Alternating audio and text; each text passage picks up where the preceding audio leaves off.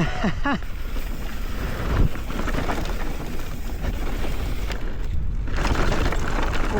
what's going on YouTube? In today's video, I'm out riding by Sky Harbor and I'm going to be riding my local lap blocks only, and we're going to be testing a theory. One of my most recent videos that I put out a video on why all the hate, and I basically talked about why are e-bikes getting so much hate. And then I got a few comments talking about the health related benefits of riding a normal bike compared to an e-bike. So in today's video, I'm going to be testing that theory and seeing how much benefit we get from a normal bike compared to an e-bike. I'm not a super scientific guy, so how I'm going to be monitoring this is through my Apple Watch. One thing that's nice about the Apple Watch is that it automatically detects when I start moving and stop moving, so we can get an accurate time measurement. My Apple Watch takes my heart rate and also other metrics, and we'll be analyzing them and looking at the analytics to see how much cheating is an e-bike. So to test this theory, I'm going to be doing 3 laps. One on breeze mode, which is the lowest power assistance, one on river mode, which is the medium power assistance, and then one on rocket, which is the highest level of power assistance. And then I'll be doing 3 laps on my normal bike. So then we'll take the average heart rate from those 3 laps on the e-bike, and then take my heart rate average from the 3 laps on the normal bike, and then we'll compare that. And additionally, we'll be looking at the lap time to see how long it takes me to complete each of the 3 laps on both the normal bike and on the e-bike. And at the end of the video, we'll go over the analytics on the Apple Fitness app.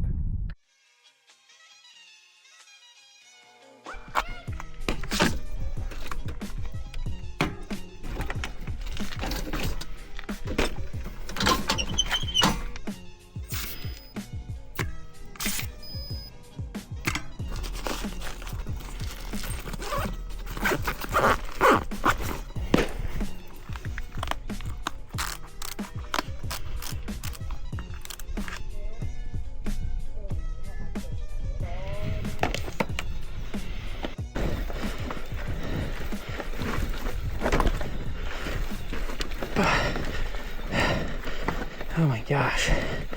All right, and that's the top on breeze mode. Looks like we made it in about 17 minutes. All right, first lap.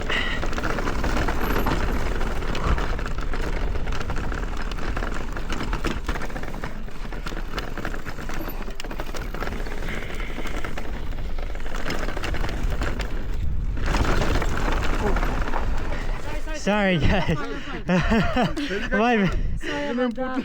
No, you're all good. It's all right. Usually people don't hike this way, so I didn't expect you guys. Exactly.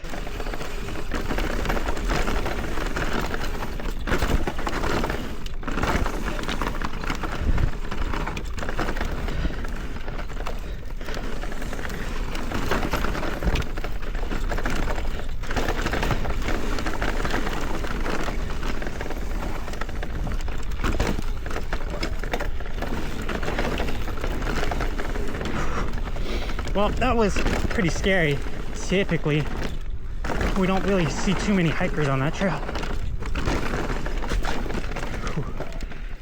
All right, now starting the second climb. We're starting at 25 minutes, and we're gonna be in breeze mode, or sorry, river mode. I'm noticing with river mode that it is significantly easier, making it up kind of like this techier climb. Just the more power assistance. So I'm thinking that should be reflected in the heart monitoring. Even in river mode is more than enough assistance to just bumble my way up. All right, and that is the finish of the second climb. We made it at 37 minutes. We started at 25, so it took us about 12 minutes to climb up. And that was on river mode, which is the medium level power assistance. All right, time for lap 2.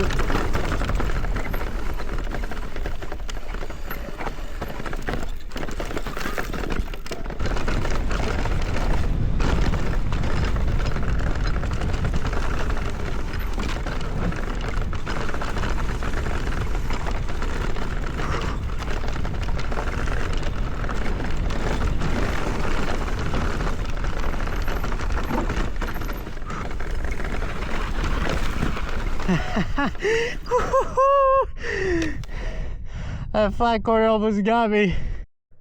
You can see right there, I'm just ripping right here. You can see the sidewall, the tires just digging in. Almost got me.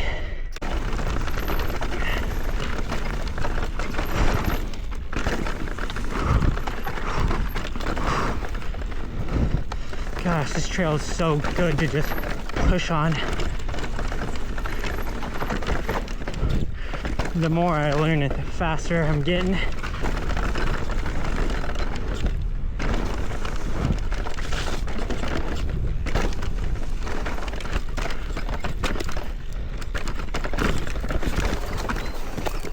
I gotta wait. All right, well, we gotta go slow right there.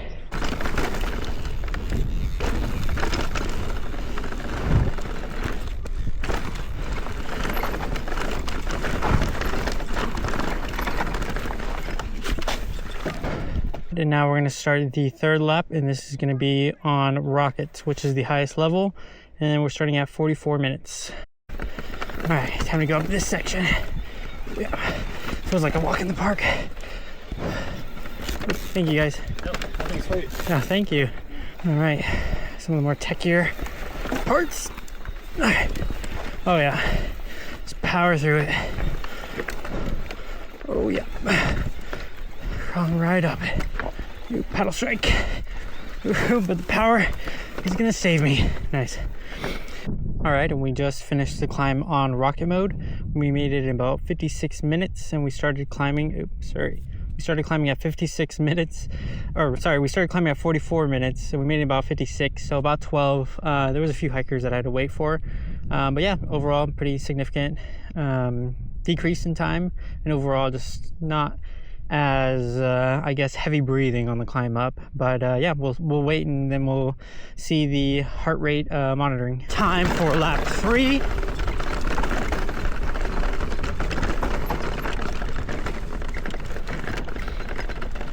I did see a hiker go down this, I think she went down this trail, so hopefully we don't catch her in a bad spot.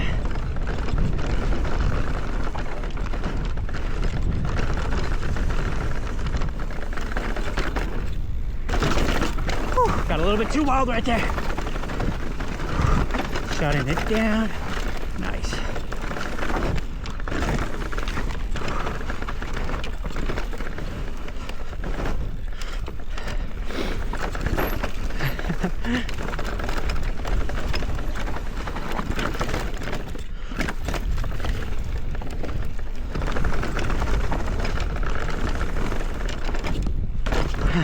Cased the hell out of it. I missed it. Whew, cased the hell out of that one too. Oh man, that's not going in.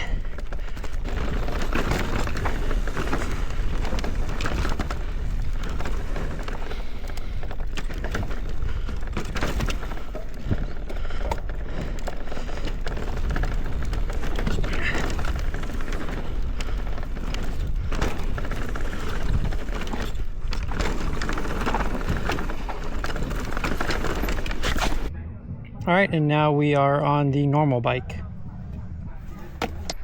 All right, here comes this technical climb. Usually I can clear with ease on the e-bike.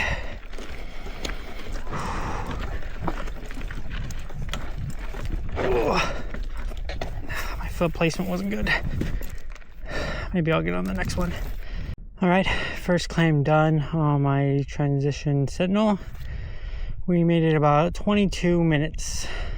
All right, lap 1. Oh wow, it grew so much within a week.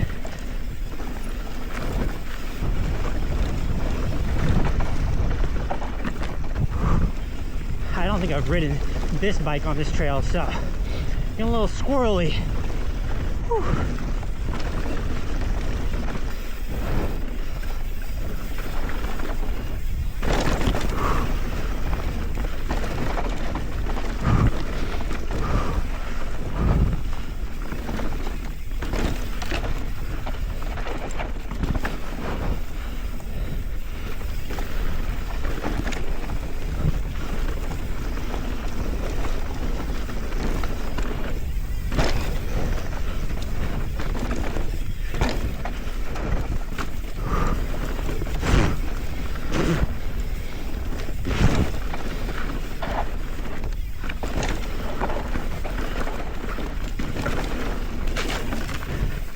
All right, and now we're about to start the second uphill lap. We are starting at 29 minutes. And for the second climb up, I decided to lock out the rear shock to see if it helped my climbing efficiency. Take two.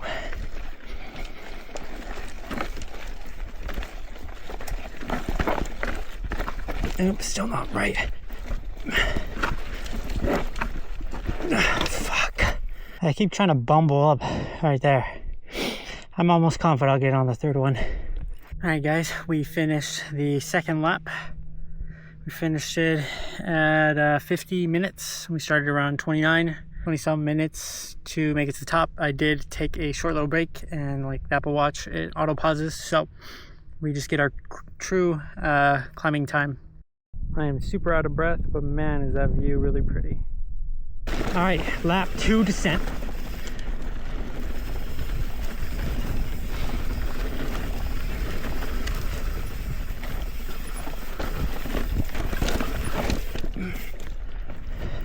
He's Ripperino.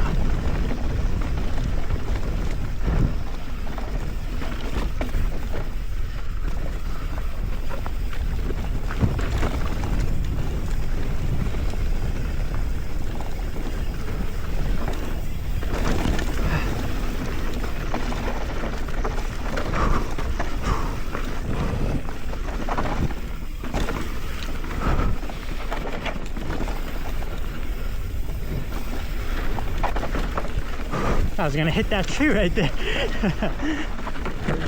Ooh, there we go.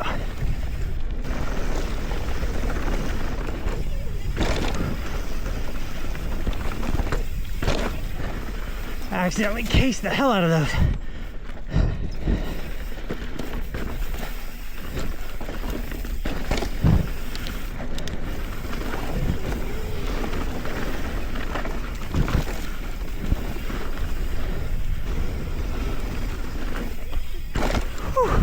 Bottom out.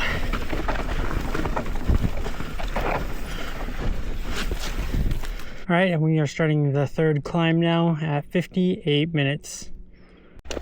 All right, third time's a charm.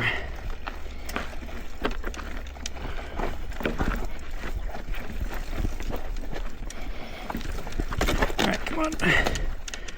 Oh yeah, got it. All right, I just finished the third climb. We finished it at 79 minutes and we started at 58, so that brings us to 21 minutes to climb up. All right, lap 3.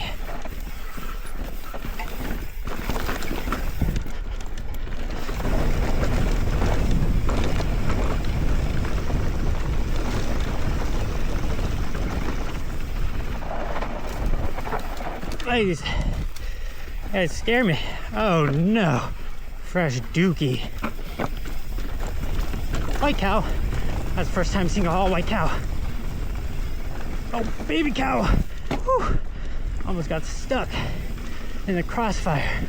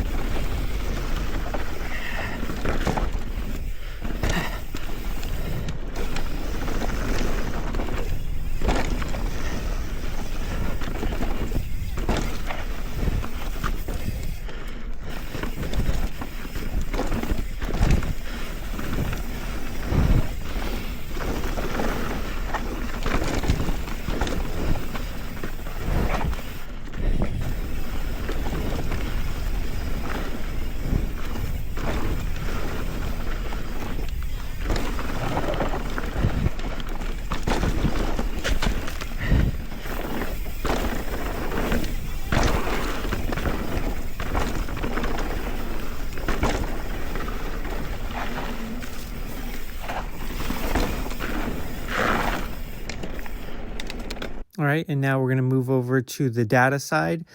First, we're going to look at the e-bike. So on the e-bike, the total time was 2 hours and 20 minutes. The total calories burned was 570, and our average heart rate was 169. So now we're going to move into the heart rate a little bit more. And we can see that most of our time, about 80% of the time, was spent between zone 4 and zone 5. It did get progressively easier as we went up each mode. All right, and now we're going to move over to the normal bike. So the normal bike, the total lapse time was 3 hours. The active calories was 560, and our average heart rate was 176 beats per minute. Going into the heart rate a little bit more, we're going to see that I spent most of the time in zone 5, of course, because like it is a harder climb. I don't want to say progressively got easier, but it did get a little bit easier on the second lap, and then third lap, maybe because my body just got adjusted. All right, so from looking at the data, what does this all mean? So from looking at the normal bike, we can definitely see that we did push harder, but I don't want to say this is better on the body, especially for fitness. Typically, to build endurance, you want to be between zone 3 and zone 2. And also that is where the most fat burning does happen. So personally, I think actually the e-bike does better at burning fat than the normal bike. And the reason for this is just because you're in a more comfortable zone, and of course like you can do more laps. The regular bike is good if you want to continue to just push yourself at an all-out effort, and of course like I'm sure your endurance will get better over time. But in terms of fitness, it looks like actually the e-bike is better for me. Of course, like everybody's analytics is going to be a little bit different, but for me, I think 4 days when I'm using my e-bike, I won't feel like I'm cheating or feel a sense of guilt. Thank you guys for watching the video. Hopefully this video was helpful in providing some insight on the actual data of things. And if you enjoyed the video or found it helpful, please give the video a like. And if you want to see more content like this, consider subscribing. Thank you.